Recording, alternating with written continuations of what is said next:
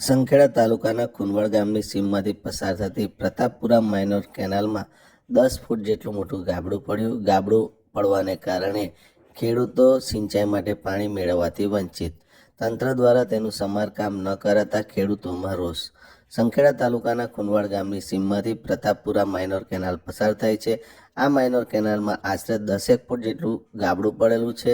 છેલ્લા એકાદ વર્ષથી આ ગાબડું હોવાનું ખેડૂતો જણાવી રહ્યા છે. આ ગાબડાનું હજી સુધી સમારકામ કરાયું નથી. સમારકામ ન થવાને કારણે આગળના વિસ્તારના ખેડૂતોને ખેતીની સિંચાઈ માટે પાણી મળતું નથી. કેનાલ આજે પણ કોરી ધાકડ જોવા મળી રહી છે.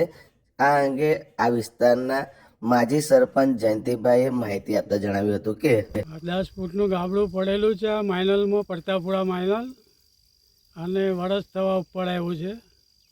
એટલે પાણી આગળ જતું જ નથી અને આવતું બી નથી.